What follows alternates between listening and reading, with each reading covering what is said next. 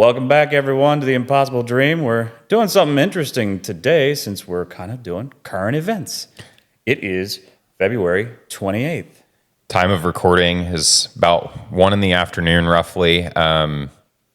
Anybody that pays any level of attention in the world obviously knows that there's a little bit going on right now in the Middle East, as if there is never always, something going on in the Middle East. But currently, the U.S. and Israel have just launched coordinated strikes on Iran overnight, targeting missile defense systems, missile launch systems, radar systems, critical infrastructure for Iran's military. And we would like to kind of go back and forth, I think, on what the implications of this might be. It's important to mention that information on this is still actively coming out. Everything that we're saying is subject to change. We're probably going to have to release another episode at some point, potentially walking some of this back as new details emerge. The things are rapidly ongoing, and as with any military operation, information doesn't always disseminate out appropriately, quickly, and accurately. So there's a lot of things that are happening right now. There are a lot of moving parts to this, and I just want to get out in front of it and admit that there are some things that we are almost certainly going to get wrong in what we're saying, and we will redact those things in the future as more information that's more accurate becomes available. Also, we're not a news show. Don't think that we're going to give you the news. No. But that's not what we wanted to do anyway. But this is important, given what we do want to talk about, sort of the big picture things. So, forgive us for almost certainly being wrong about being some wrong of this. on several things. There's a lot going on right now, but it's something that since it's going on, we want to talk about. I think, like a lot of people, I don't know that I have a good finger on the pulse of Middle America, but I think the vast majority of people, regardless of their political affiliation, are nervous about this. And I think they should be. War's bad. I don't think that it goes without saying that a war of any scale, whether it's small scale, large scale, is something that anyone should have a taste for. I don't think that bloodlust is a good thing. I think that there are certainly some things that are worth fighting for. And I think that the jury is out on whether the Iran situation is one of those things. But a very, I think, strong argument could be made that, the killing of their own citizens and the crackdown that they just went through in January, where they admitted to killing, I think it was around 3,100 of their citizens in that crackdown. Their own government admitted that, but there are several watchdog agencies that have had that number up to 30,000 and anywhere between 3,000 and 30,000. That's obviously there's a wide variance there in the number that we're talking about, but any government that kills any number of its own citizens during a protest for, freedom, democracy, these are things that our country and the West more broadly was founded on. These are, as George Bush said it, which I don't necessarily agree with, they beat in the hearts of all men.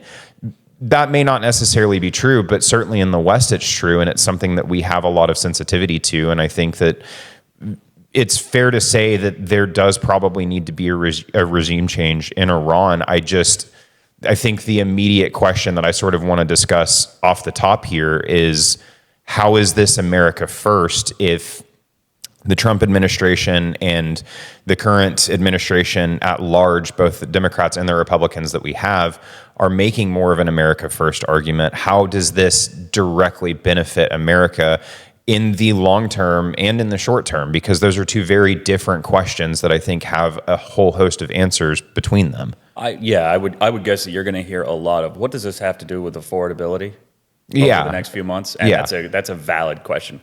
I think the Democrats would be silly not to ask that question often, especially if this thing goes long.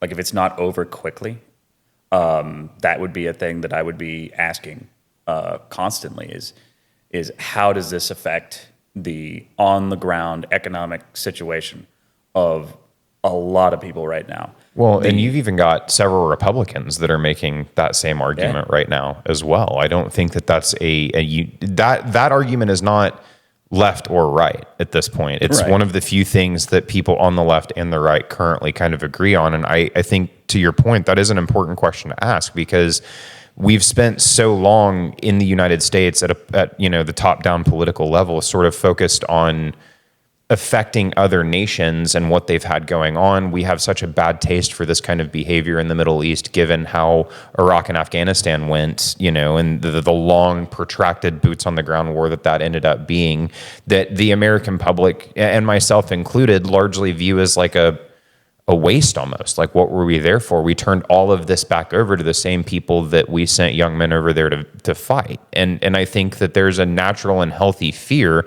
that this is going to be another one of those situations. And kind of to your question, how does changing a regime all the way around the world directly affect my ability to purchase a home, buy groceries, provide for my family, all of those things? And those are very real and very valid questions that I agree with you, they should be asked. Yeah, I think on balance, the anytime there is active warfare where we initiated it, the base setting should be suspicion. Yes. And keep that suspicion until it's over. Yeah, that's healthy. And regardless of what either of us say here, I want to be very clear. I don't think, I can speak for you in saying this, I don't think either of us are like, yeah, this is awesome, whatever. Like, I'm very skeptical and suspicious of how this is going to go. There are parts of it that I think are probably a good decision long term, but again, all of these things are happening very, very quickly. And I mean, we literally didn't come to record this, sitting down at dinner last night.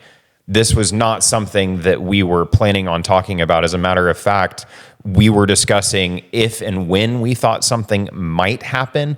The discussion was not that this thing would be imminent, that it was going to pop off within the next 24 hours. We go to sleep, we wake up, it's 8 a.m., I check my phone, and all of a sudden, Iran's been struck several hundred times by both the U.S. and Israel. One of our bases over in that region was also attacked. There are several other surrounding nations that have been attacked at this point in time that I'm not even going to bother listing because Google's free and this information's coming out very rapidly. So if you're interested, please do your own research. I don't want you to take us as sources on this, but this is real and this is happening, and it's not something that we plan to discuss. So like I said, it is ongoing. And I do think that, my primary interest, and I'm sure your primary interest as well, is how is this going to affect us? What does this mean for us moving forward? If there are benefits to the American public, what might those be, and when will we see them? I think that I can draw geopolitical lines pretty easily. I don't know that I necessarily agree with them given the risks associated with it, but anything like this, the risk of not doing something is also significant, and I wish that weren't the case, but I know, because I tend to lean more isolationist. If I could, I would go back to like the Thomas Jefferson wet dream of we're friends with all, allies with none, and we're just going to trade with people and we're not going to get involved in any of the global BS that's out there. That's sort of my base setting. I would love to do that, but I look at it from the perspective of, okay, that's what I'd like to get to. We don't live in that world. How do we make that world possible? And I think you're going to have to. There's the old proverb: if you want peace, prepare for war. Yeah, it's cliche. I'm sure Lindsey Graham's going to say it at some point in the next few weeks. Yeah, once he calms down, because he's really excited right now. Yeah. I mean, really excited. He probably hasn't slept. But the easy thing that I can see, that I understand why people would disagree with it, but first off, if you believe anything that the regime in Iran says, then you got to think, well, the immediate benefit is they can't activate, if we decapitate the regime and you have some sort of interim government, or even a messy sort of civil conflict. What you won't have, hopefully, is sleeper cells being activated in the U.S. We still don't know how many are in the U.S. Yeah, that's a very real risk that I think is oftentimes overlooked. I mean, I want to, without bashing an administration that's no longer in office, when you have a border situation where people can come through unvetted, that is almost always going to include foreign adversaries, not just the mom and the kids and the father that are looking to escape, a persecution type of situation, or the cartels of Mexico and South America, which I don't want to get into all of that. That's, enough of a topic on its own for a whole host of discussion later down the line. But I do want to say that there's a very real possibility of that, to the extent that the FBI has been briefed on it. The FBI has briefed local authorities in New York City, LA. Like, this is all information that's been confirmed. This has already happened. And it's worth mention that I wouldn't even say that that's a third order concern. I think that that's a first order concern for the United States at this present moment, because getting lax on those type of things is how 9/11 happened. And we are so far removed at this point that there are people that have careers and are getting married and having children that weren't even alive when that occurred, which is crazy to think. I was at, lunch with my wife earlier today talking about how there are kids today that have kids of their, I say kids, there are adults today, that have kids of their own that weren't alive. They were born 5-6 years after 9/11 occurred. A 20-year-old today was born 5 years after 9/11.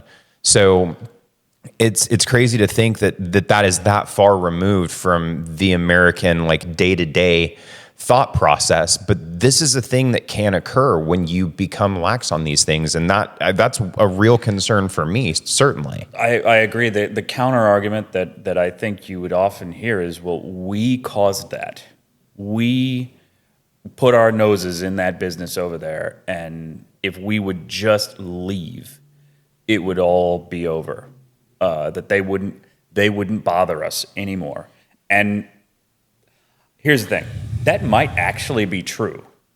That's a huge risk to take. Even if it's not true, it's a valid counter argument. I don't like what is true and what is not true in a situation that's this complex is not for me to decide, and is admittedly very difficult to ascertain. And I have a really tough time trusting anybody that points at something and says, no, this is a capital T truth.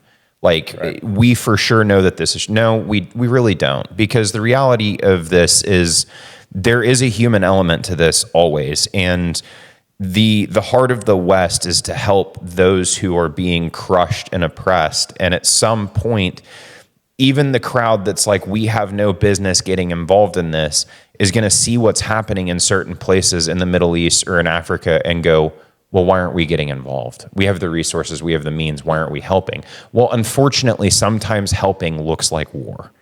And I think that it is a fair counter argument to say that, if Iranian sleeper cells or, Hezbollah or any one of these other, regimes that are over there, if they spring up in the United States, that's our fault and those are our consequences for getting involved. Yeah, that's a fair statement if you're only looking at the last 5 years. But the reality of this is that this is not a 5-year-long issue. This is probably, we're approaching 60 to 80 years long with America's involvement on this issue. But regionally speaking, this has been going on for hundreds of years. So the history of this region is incredibly complex, incredibly diverse, and it's very difficult to say, kind of back to what I was saying earlier, what the capital T truth is of who should do what, when, why, and how. I think the refrain from the isolationists would be that we did not ask, the American people did not ask to be the world police. We agreed to do it at the behest of the British Empire at the end of World War II. And it has not redounded to our benefit except for in the 50s and 60s.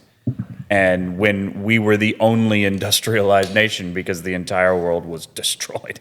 Well, I think a fair counter argument to that point, though, is that one of the benefits that we don't really consider is the fact that nobody wants to take the United States. I mean, being the world police it's kind of like, if you're the bully on the block, nobody wants to fight you. And that's a really crude analogy, but it's an analogy that I think sticks here. And people don't realize that, to your point of, if you want peace, prepare for war. If you are the most prepared for war country at any given point in time, you are the country that other countries want a problem with the absolute least. Now, I think we may be entering a period of history where that is waning, and I do agree with that argument. I mean, China is building up their forces. Russia has built up their forces, despite, Ukraine obviously chewing through those. So it's fair to say that I don't know if that's going to work forever, the whole carry the big stick thing. But I do think it's fair to mention, and people in the United States have lived such a comfortable life, us included, that it's easy to forget what provides for that comfort. Oh yeah, well, I think there's, and that's really, I think that's the argument that the administration would make, and I think it's the most solid argument, is that, well, regime change, sleeper cells, global terrorism, that's over here. That's a second order priority. The top priority is keeping these sea lanes open.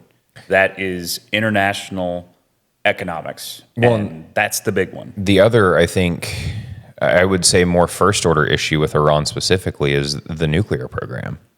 And whether or not because the last strikes that were carried out a few months ago obviously, crippled their ability to produce, but that crippled does not mean ended. It just means slowed down. Now, there are many who would say that program is not real, that it's designed as a deterrent only, and that they have no intention, because they believe that the U.S. will strike them, but they want to have that threat there for leverage. Sure.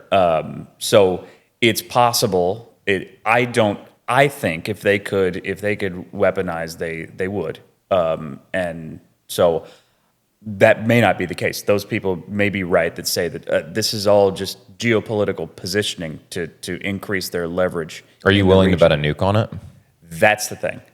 That's where if you ask me, I'm sitting in the chair. Mm-hmm. I'm sitting in the chair that has to make this decision. Me, the isolationist. If it's my decision and I don't get to just sit back and like armchair quarterback that shit, I'm thinking totally different about this. So I'm thinking, I got to make this decision one way or the other. Would I rather do something dirty? I mean, all war, anything like this is doing something pretty ugly, because the alternative, what if they're serious? What if all this saber rattling, like death to America? Because many people dismiss this as this is just propaganda for their own people, which it may be. It may be. But someone's going to believe it eventually. Well, within that people group, and that's the part that nobody wants to take seriously. Is it's like propaganda can be labeled as propaganda easily by people that exist outside of that echo chamber. But the reality of existing inside of an echo chamber is that you don't know it's propaganda. I think they would say that, well, it's unlikely that some crazy nut that believes the Ayatollah in Iran is going to get their hands on a nuclear weapon that Iran developed. My thought would be, well, the crazy nut is in the Ayatollah. That's what I'm thinking. That's the thing that people don't think about on this issue. Is he playing a political game where this is all bluster? Or is he a religious zealot? I don't know. Well, I actually don't know. Two things can be true at once there as well. You know what I mean? Like he could be a religious zealot. This could be a game, but it also could be that, what Iran says, for instance, is maybe 3-4 steps further ahead of where they're at, but they're actually somewhere along the path of that development. Well, I think that any sane country, especially if you're kind of authoritarian, which they definitely are, after you saw what happened to Gaddafi, you're like, we need to get a nuke now, because that if he let his nuclear program go, and it was much easier to topple him. Well, Ukraine did as well. That's another mention here for. Let me toss a bone to the left here, because I know that they love Ukraine and support that war. Like, Ukraine's only in the position that they're in because they gave up their nuclear armament at the fall of the USSR under the promise that the United States and Russia both would offer them security. Right.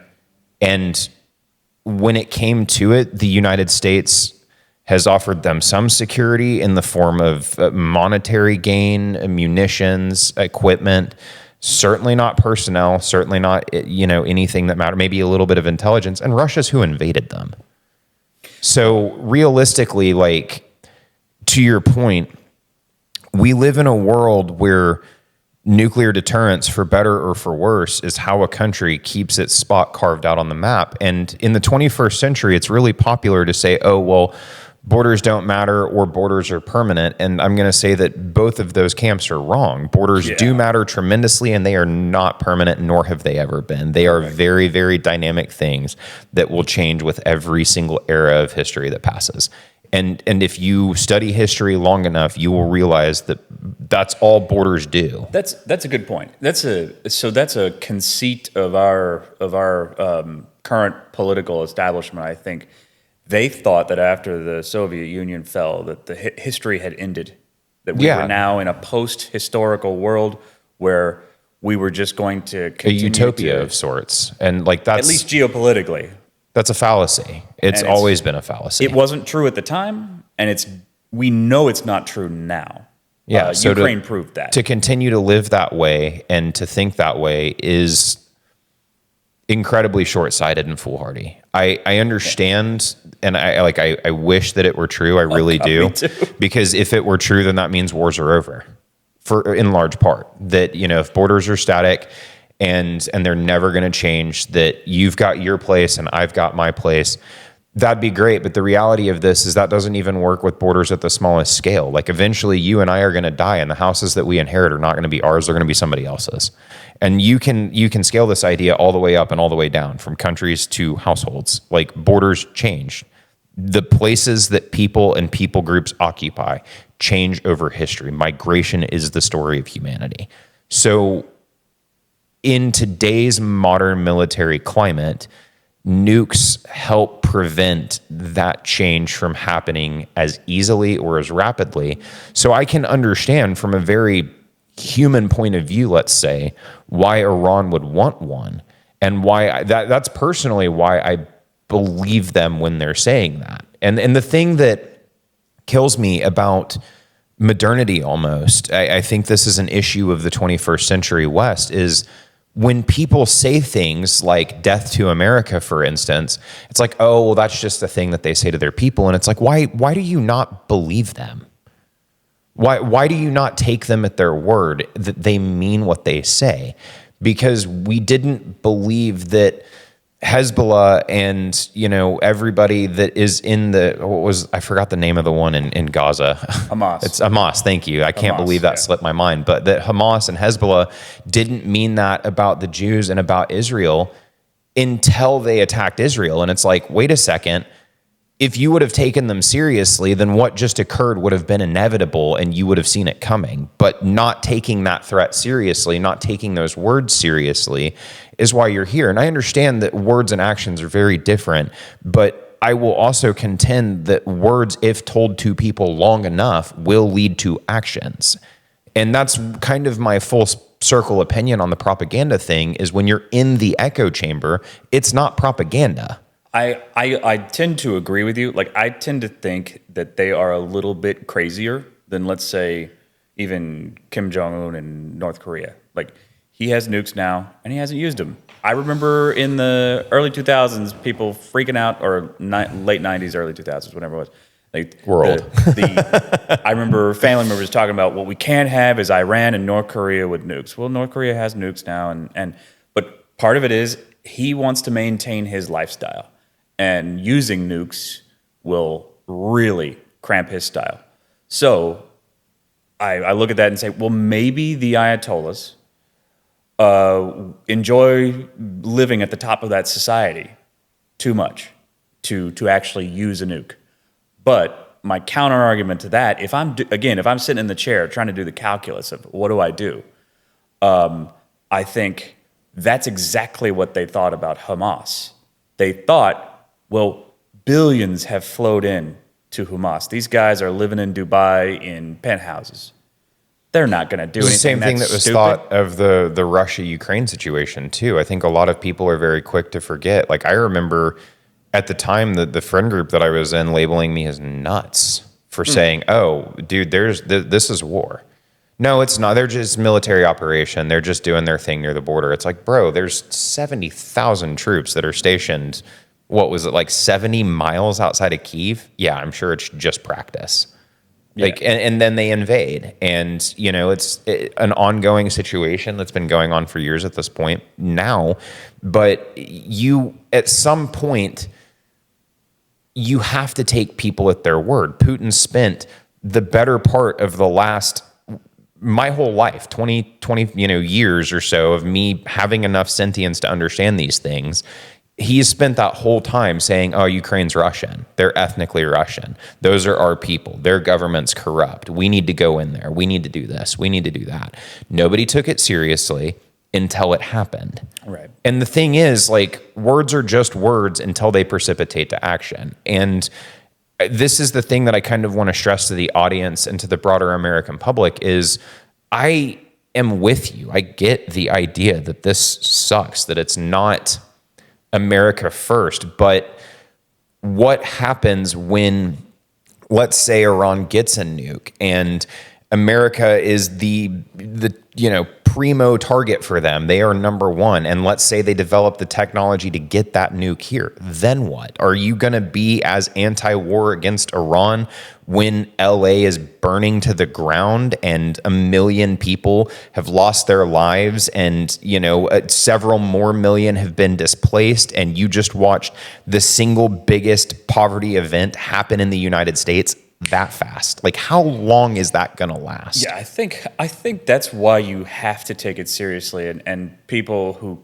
dismiss it, it's just like, okay, it's possible given that how much we feel like the establishment lies to us, which I'm sure they do constantly. Oh yeah. That okay, maybe the threat of global jihadism is not as bad as our military-industrial complex makes it out to be. And that may be true. But the I don't counterpoint, need that propaganda. I'm watching the actual guy say it. Like, I'm watching the Ayatollah say it. That's exactly what I was about to say, is the counter-argument is I don't need to believe the military-industrial complex. I have my own ears and I have my own eyes. And the reality of this is, while it may not be as bad as they're claiming, it is certainly worse than the isolationist that has their head shoved in the sand is claiming too. Right. And I think that the truth on that lies somewhere in the middle. Is it as bad as Lockheed Martin would like for it to be? No, it's not. But is it worse than the person who thinks that this is completely pointless needs for it to be? Yes, it is certainly worse. Right. I think there is an aspect of in isolationism is an unwillingness to understand, a willful blindness to look at, okay, this is what I'd like the world to be. I'd like us to be left alone, and I'd like us to leave people alone. And that is not necessarily possible when you have, even, I would argue that even if we weren't in the business of world policing and putting bases everywhere, an economic power like us who wants to keep the trade lanes open is going to eventually run into real geopolitical problems that are going to cause strife. They're going to cause conflict. And I don't think there's a way of avoiding that if you are significant. If we were insignificant, like, not to knock Switzerland, but if we were Switzerland, I guess we wouldn't have to worry about this. But we have, and this is where it really comes home for me, like, this is where I would think I'm actually going to, on balance, support this action, even though I'm nervous about it, is I look at it as, in the chess game of international politics right now, specifically the economic concerns, this is actually more about, and should be more about, China.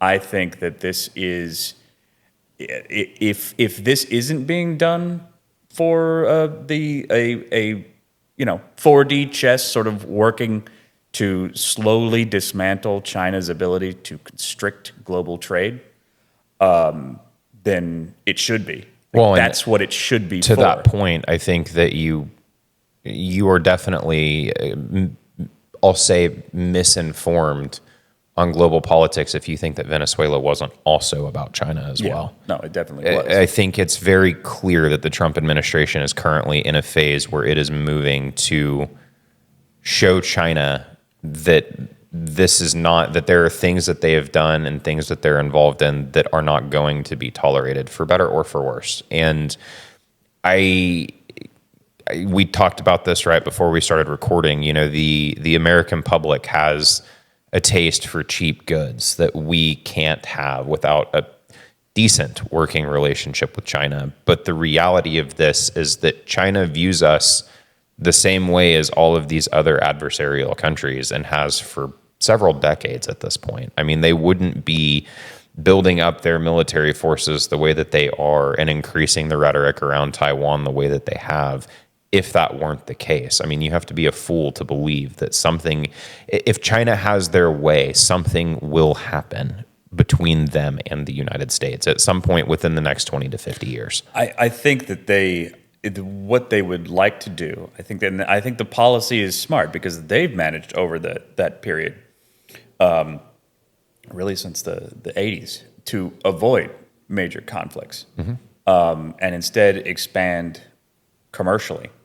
And I would prefer for us to do it that way, although it's difficult for us because we're the world's security guarantor. Well, not only that, but I think also the way that the United States has leaned into globalism really prevents that. Yeah. In a way that most people don't think about, because when you are this economically in bed with this many other countries, it's incredibly difficult for you to do what China's done, for instance, and focus on your economy specifically. And realistically, I have more, I think, of a cynical view on that than most people, because the thing that wins America's wars is not its military, it's not its manpower, it's its economy. Correct.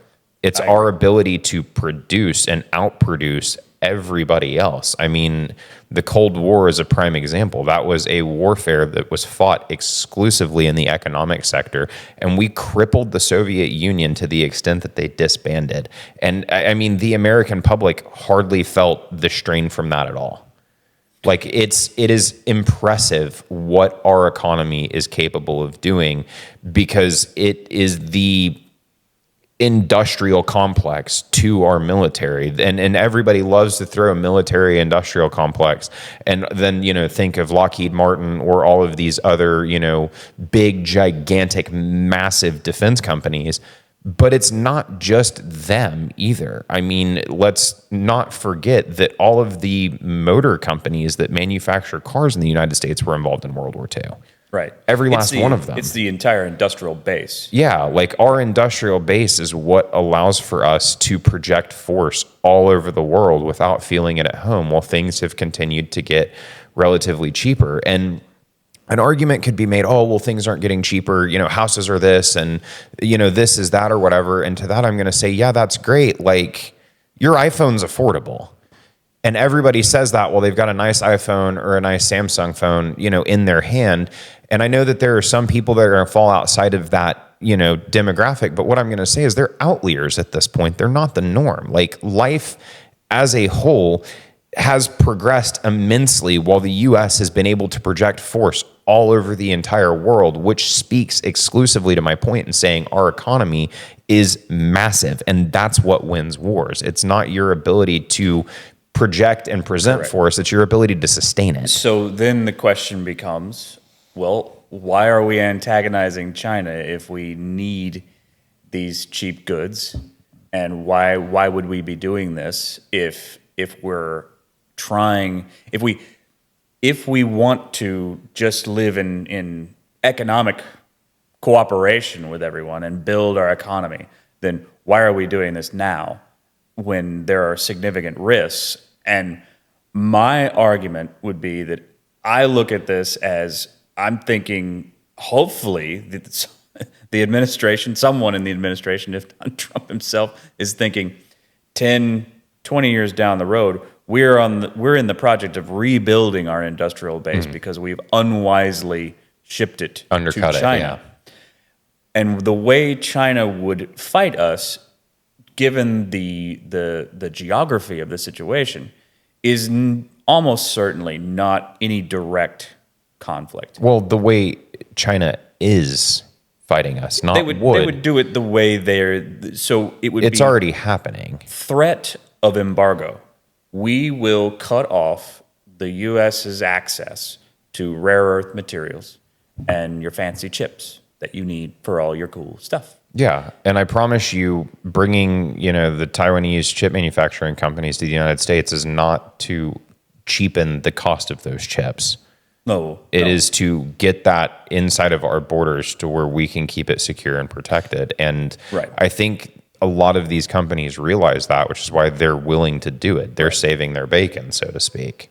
So if you look at it as the long-term goal is reindustrialization and a minimizing of China's ability to use leverage, and that's the real thing.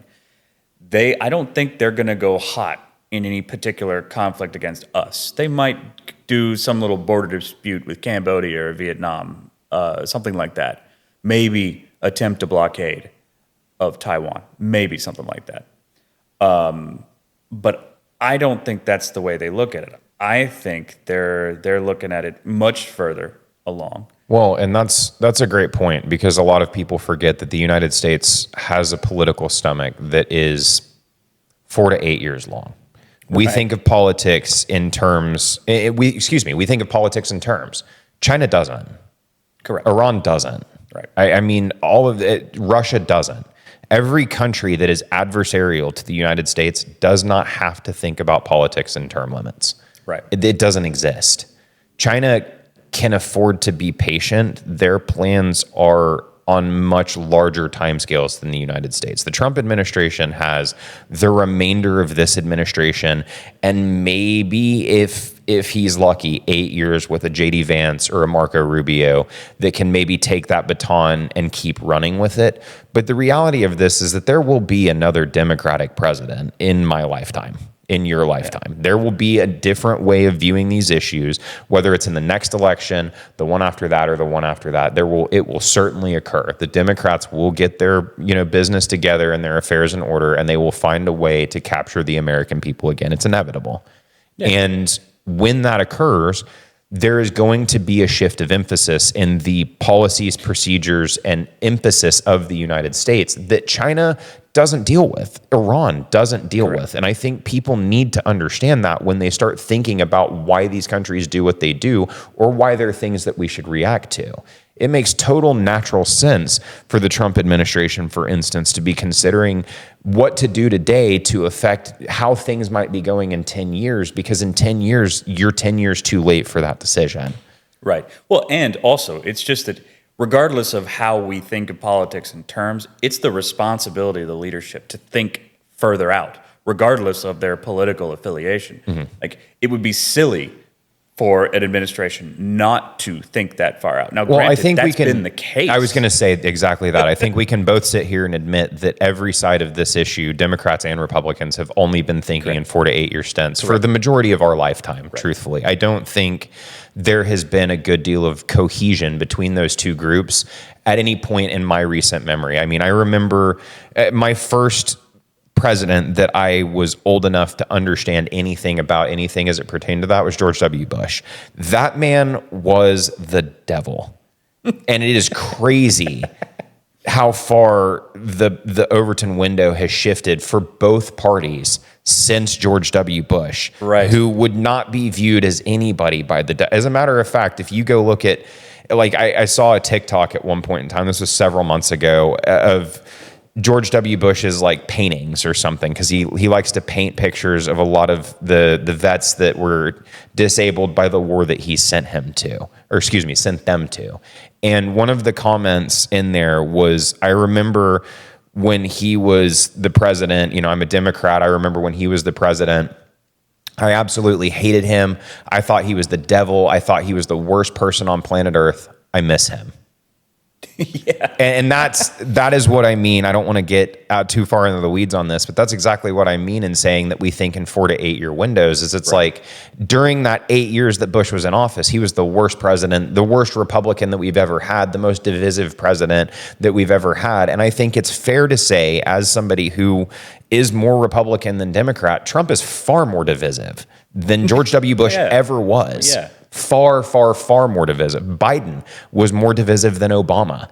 It has only gotten worse for both sides of the aisle, and I think that that's incredibly dangerous for the American political apparatus to think in those short terms like that. Well, and I think the reason that occurred, and I know I'll tie this back in, but the reason that occurred is that it wasn't that we were particularly loose in our carefree, cavalier way about geopolitics. It was that we lost the counterbalance of the big, bad, red scare of the Soviet Union in the 90s, which kept Democrats and Republicans on the same team. Foreign policy didn't change much. The Vietnam War was prosecuted by Democrats and Republicans, and the policy shifted. I mean, it obviously shifted between the administrations.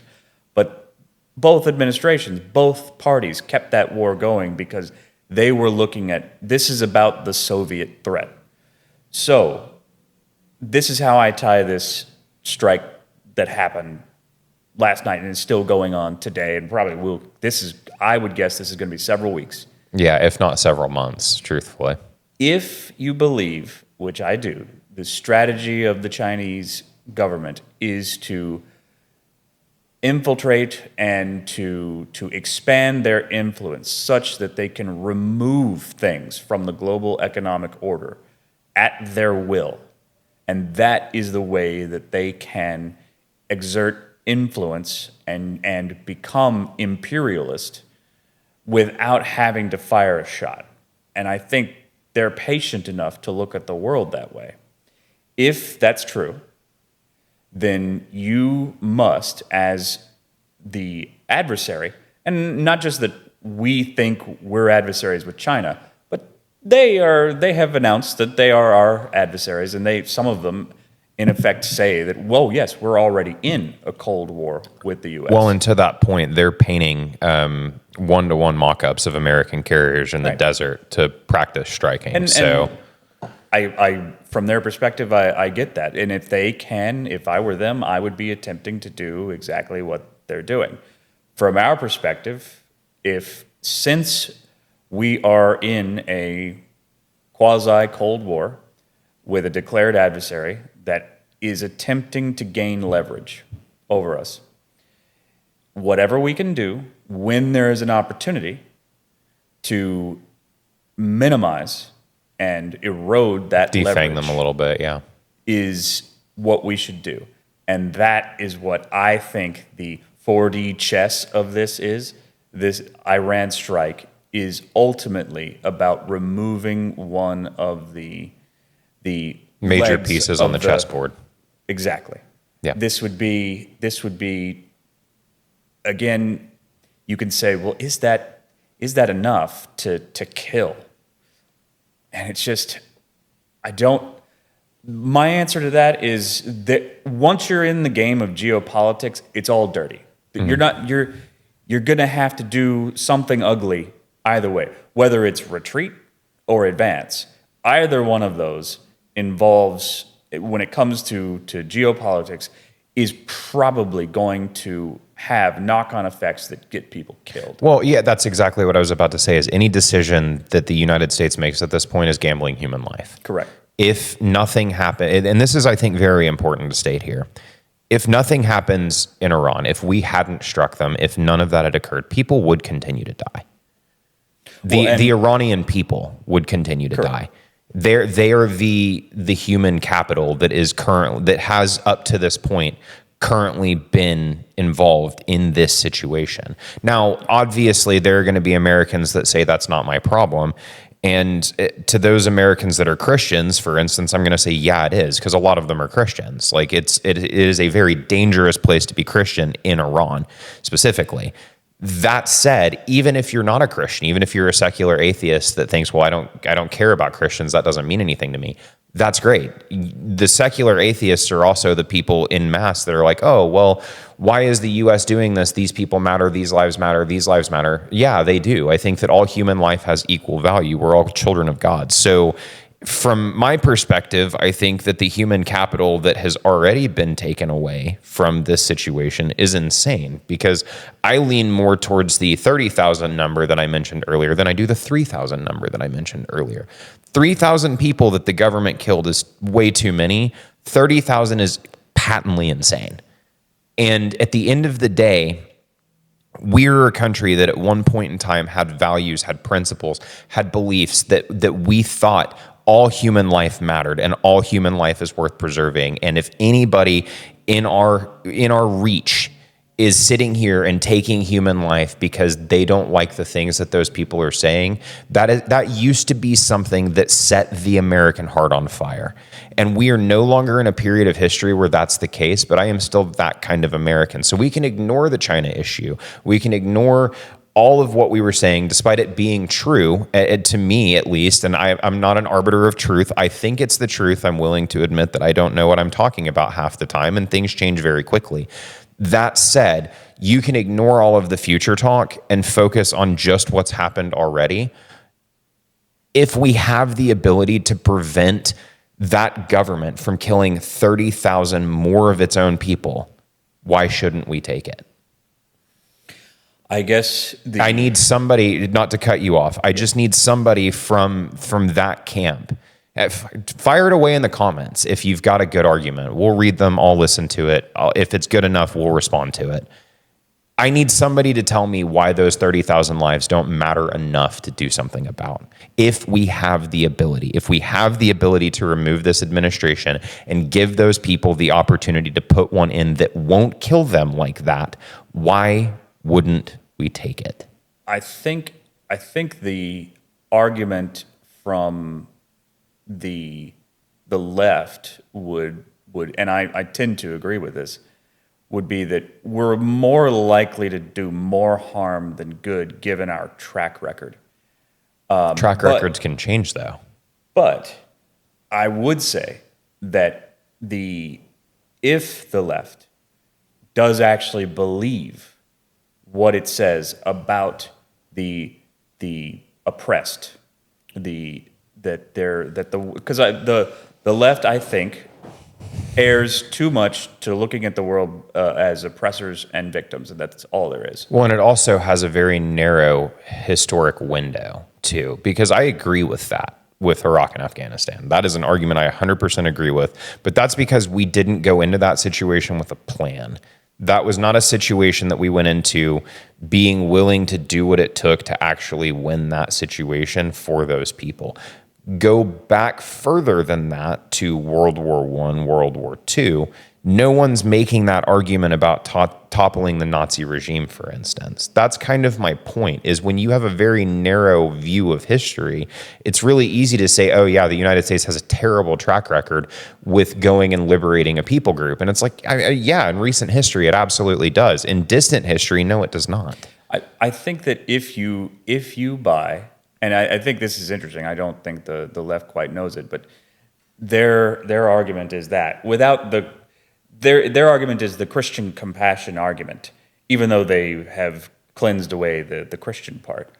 But it is that groundswell of these people are victims, we should step in to help them if we can. Yeah. That is what I think if you're on the left and you do not like this strike and this potential war, you should probably examine your first principles, because I don't consider myself left or right. I try to stay. There are certain things I'm left on, certain things I'm more to the right on. I'd agree with that.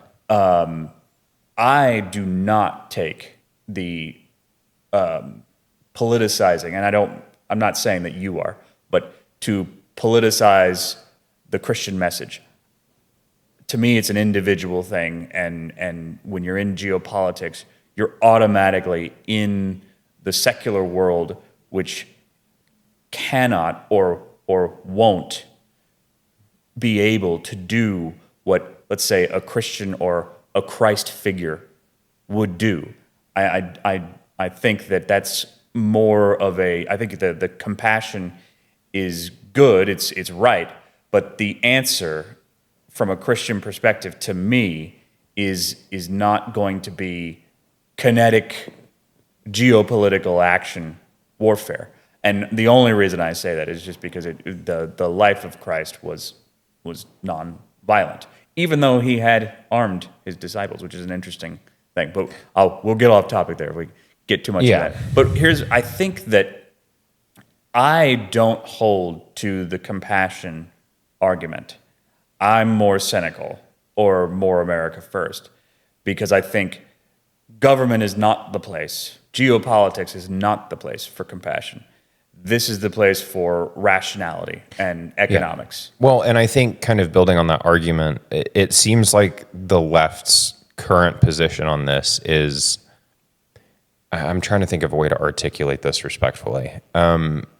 So their compassion is pushed in a way that's like, we'll just let them come here. And my compassion is, well, why not let them have a country of their own where they can do their own thing and not have to worry about getting killed for it? We don't have room right now. We just don't. I am watching the immigration issue in the United States disproportionately affect its people. It is. Whether or not you want to admit it, it is, it has, it will. So you can hate immigration all you want, or you can like immigration all you want. But I think that is something that everybody should be able to agree on, is that countries exist and borders exist for a reason, and the United States' primary focus should be the people within its region. And the reality of this is, while Iran wouldn't necessarily immigrate directly to the United States to get away from that regime, because that would be incredibly difficult to do, the people that can get away will, and they're going to go somewhere, and that's going to become someone's problem. And I think that getting involved and invested kinetically, as you put it, with this regime, if it's clean and precise, which it almost certainly won't be, right, but if it is, gives these people the ability to have their own country and the freedoms that they so desperately want and deserve within their own homeland. I think the left might say, well, we had the JCPOA, and basically, like, let's send them money. Why are we bombing? How'd that work for Gaza? Well, I think that they would say that. Well, how's that going in Ukraine? I love the argument, and I wish that we could just. They would say that if we had been doing that from the beginning, if we had been more humanitarian, that we wouldn't have these global enemies. Yeah, that just also assumes that every single person on planet Earth has the same heart, and they're all actually just good people, and that evil is not a thing that exists. And I think that's back to your oppressor oppressed. I think that's the weakness of the leftist point of view. But I would say that I don't think if you are on the left that you really have, if you believe that if one can, ought to help the oppressed in whatever way that they can. If you believe that, then you really can't argue against this war, other than I don't like the way it's being prosecuted, like the actual tactics or strategy of it. I don't either. I mean, I don't think that anybody should like any war the way that it's being prosecuted. Like, it's terrible. At the end of the day, people are going to die for this. But that's never, we need to be very clear. It might be the right thing in certain situations. It's never a good thing. That's an important distinction. That is, I do not want my position on this to be misconstrued. It is never a good thing.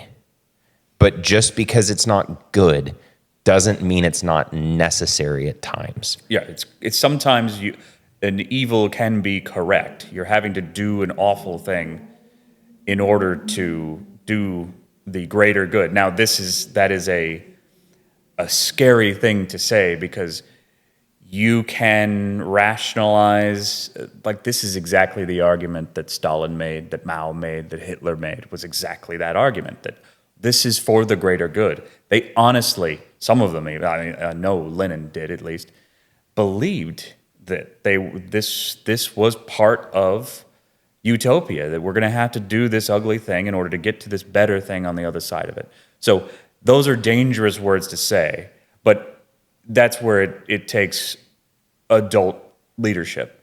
So my point is, I think that the left can only argue that the way this is being done, like it shouldn't be now, it shouldn't be done by Trump, it should be done by somebody a little more sensible or whatever. I imagine that's what their argument would be. Sure. I think that the argument from the more libertarian right, I don't know if that's what the libertarian or the right, the more isolationist right would call themselves. That's sort of the label I've got for them for now. I think that they would argue that this is in no way America first. From a nuts and bolts sort of economic, how is this helping out the depressed worker in the U.S. in a hollowed out manufacturing sector? It isn't. And I mean, not directly. Well, I think it's important to give the devil his due there. Like it isn't. Not immediately, but my argument would be to them is like, if you look far enough out and you understand the Chinese strategy, this is a way to weaken the Chinese, and that is how it helps ultimately the manufacturing sector. Correct. The American worker is helped by weakening China's ability to control the global economy. Man, if we can get anything across with this episode or any episode, it is my hope and prayer that the people that listen to this, that hear us, understand. I don't even care if you agree with me. If there's anything that I can influence you in, it's getting you to think in longer terms. We as a society, and you can make this as atomic as humanly possible. And I've been guilty of this too, so I'm not even going to address other people. I had a tendency through my 20s to think about what was only right directly in front of my nose. And when you think that way, you're going to do a really good job at not tripping over your own feet because you're constantly looking at them at the expense of never knowing where you're going. And the problem, I think, as you scale that out is when you've got an entire American population that lives incredibly distracted lives that are very me, myself, and I right here, right now, it's difficult to get this point across to them because, I'm going to be honest, us striking Iran doesn't do anything for American manufacturing today or at any point in the next year. That doesn't mean that you're not absolutely right, though, that 10 to 15 years down the line, because this is not going to be a fast process, that this doesn't allow for us to defang China a little bit, get them to back off the ball, get more of these companies to stop exporting their things out because they realize that China's adversarial to the United States government and the United States government is actually a better place to do business, et cetera, et cetera. More people doing business in the U.S. means more jobs in the U.S. More jobs in the U.S. means more food on U.S. tables. We can draw this line all the way out, but the problem is I have a heart for the people that are only looking at their toes. I do, because I was one of them. It's tough to convince those people that these things matter long term. These decisions will have immediate but also distant consequences. And the calculus becomes, how do we make the best decision at the best time for the best outcome? And oftentimes, the short-term benefit in that I don't personally think should be considered, especially when we're talking about geopolitics. I mean, this isn't a small boat that we're talking about turning. It's a cruise ship. These things do not pivot on a dime. Things are not going to change quickly. The United States is a massive country. The only thing that would make it the short-term benefit is if it really were, because I don't know if I'm not sure I believe it, that they've got a couple 100 pounds of weapons-grade uranium that they can spin up into a nuclear device and put it on a warhead. If that's the case, and this stopped that, then there might be a short-term benefit. But that is in the fog of war. We won't know until this is long over. Exactly, and even then, I'm sure there will be arguments over whether it was real or not. Yeah. But I don't think you need just those short-term thought processes on the cause for this. I think but I would say the long term, if this is really about China, then okay, I'm willing to give the administration a decent leash to let's see where this goes. I don't think, given the circumstances, that you can make a solid argument that this is wildly stupid. It might be errant. It might be, and history will tell whether it ends up being the right geopolitical thing to have done at this moment. But the argument against is either from an emotional place, like we just don't like the guy doing it, and that would be we don't like Trump, so we don't like anything he does, or that we just want to be left alone.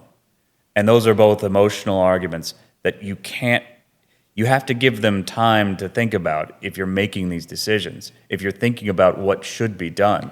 But they can't ultimately sway the decision, because just wanting to be left alone, if that's what you wanted, you're gonna have, especially given our situation, we cannot simply retreat without causing massive economic harm to ourselves and others and getting a bunch of people killed. So we're stuck being global police in one form or another for a while. Maybe to pull back and just be a commercial empire, that's a multi-decade long process, and I guarantee you the world does not want that. No. I think building on that point further, that idea exists in a vacuum, and it assumes that other countries and other people groups don't have their own ideas of the way the world should run, and that they wouldn't view the United States as adversarial just because we have what they want. Like, you have to be honest with yourself and understand that, like, not every single people group and culture is going to think about things the same way that we do. They don't. I sincerely hope that Afghanistan proved that to people. Democracy does not beat in the hearts of all men. Every single people group that is outside of the West has their own way of viewing things that puts themselves first, as it should. And when they think through that lens, the United States may have no direct involvement in their affairs, and they might still hate us for just simply having what they want. And that's greed, that's jealousy, that's envy. These are all human emotions that I believe every human being on earth experiences. I don't think that anyone's not susceptible to those thought processes. Me included, you included, everyone included. Everyone has felt jealous of somebody else. There are some people that are willing to do something about that. We see people kill people in the United States all the time that live in the same country because, you have what I want and I'm going to take it from you. And there are plenty of wars across human history that have been caused by that and that alone. So the United States could pull away and it could completely devolve itself from all foreign affairs. The problem is that does not prevent war. That does not prevent foreign countries from deciding we have what they want and that they're going to take it. Right. I'm sensitive to the isolationist argument. In an ideal world, we don't have to get involved in anything because war is messy, and I don't want to watch lives end over disagreements that could be settled with the pen. The problem is they haven't been settled with the pen, and at some point a sword has to be picked up over some things. I think that's the sad truth of human history, and that's, I guess, what I would say about all this as it unfolds is that buckle up. It's going to be messy, as any of these things are, but there is no other way to be America, to be us right now in our particular geopolitical environment. Everything we're going to do is going to be messy. Yes. It's going to be ugly, and we're going to have to understand, even if we don't like it, that we're not in a position to do the perfect utopian peaceful thing. And in fact, if we were going to try to make peace, actually make it for the world, we would have to be extremely violent all the time. And so for the first several hundred years of that process. Yeah, it would be an incredibly violent undertaking, and I don't think it would be worth it. But for our position, there is no option that we have that doesn't end in stuff like this on the news. Whether we're pulling away or moving forward, people are going to die. Yes, and I just and unfortunately, if I have to pick, I would rather us not die. Yeah, and them die. Like if I had to pick, if you're asking me, do I want my team to win or not? Now that we're playing the game, maybe we shouldn't have been playing the game to begin with, but now that we're playing it and we don't have a choice, who do I want to win? My friggin' team. Of course. And I think more specifically, it's my hope that Venezuela gives me a little bit of hope in the sense that was a job finished. I do not want to see another Afghanistan. I do not want to see another Iraq. If this is going to happen, and it already has, finish the job. And I don't mean that in a go slaughter everybody sense. I mean, if you are going to do a regime change it top to bottom. Get rid of absolutely everybody. Give these people what they want. Give these people what they deserve. Give them an opportunity at freedom. Do not leave anything intact. Do not leave any question. We should do another episode on that because I think that's actually really difficult too. That's 100%. That's so much risk going on right now, which is this is why I wouldn't want to be in the chair because this could get way worse. Now, from what we can see in the reports right now, it does look like it obviously can't be Venezuela because the goals are different and the situation is different. But it looks like the plan is for this to be not a total war. This is not an invasion. No. We just don't have the manpower over there for that to be the case. The buildup isn't there. Very important distinction here, folks. Correct. The buildup is not there for an invasion. And that is, I think, what most people have a lot of fear over is full boots on the ground. But there is, however, enough force there for a full dismantle.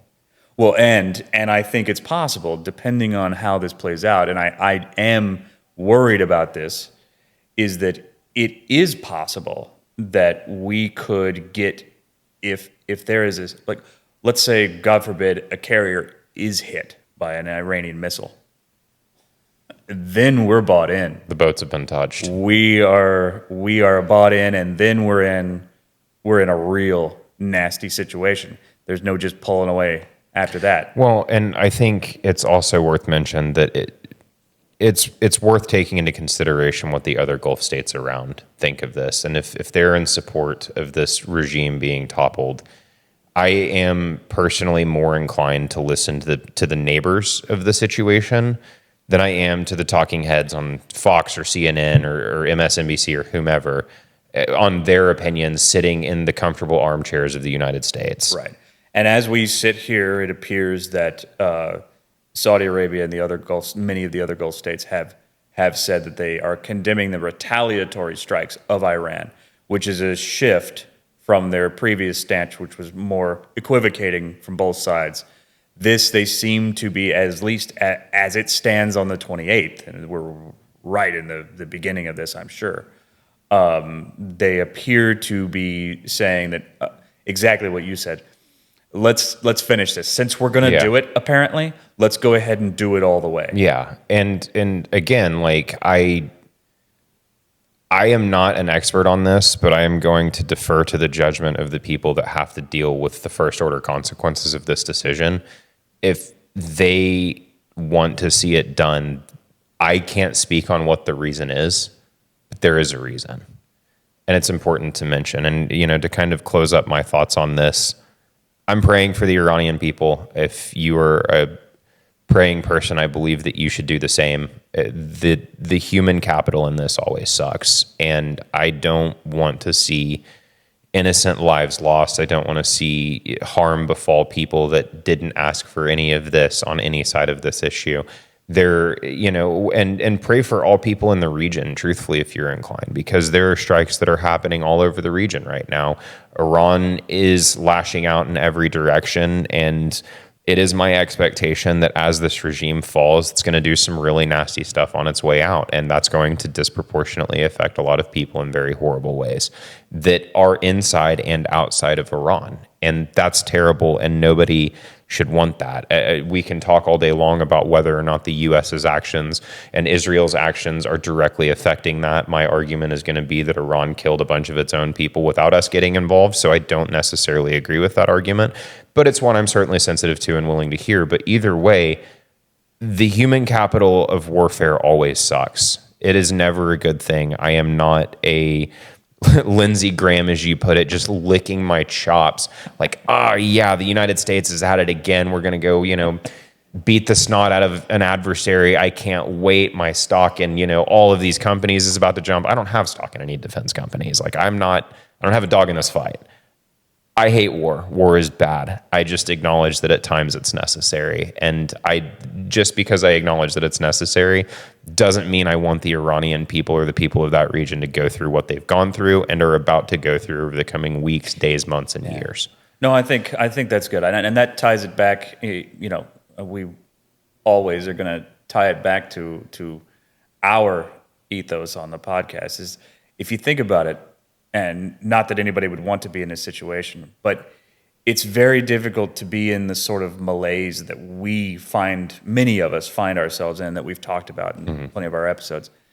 When, like, for instance, if you're a young person of our generation in Iran right now, or just anybody in Iran, like, the world is a real place, and you don't have time for the sort of luxury of malaise and depression. Like they're living real life, and I hope that they get to take back their agency. Yeah, that's what I hope happens. So we'll see how it goes, and I will probably do a follow up to see of course how this goes.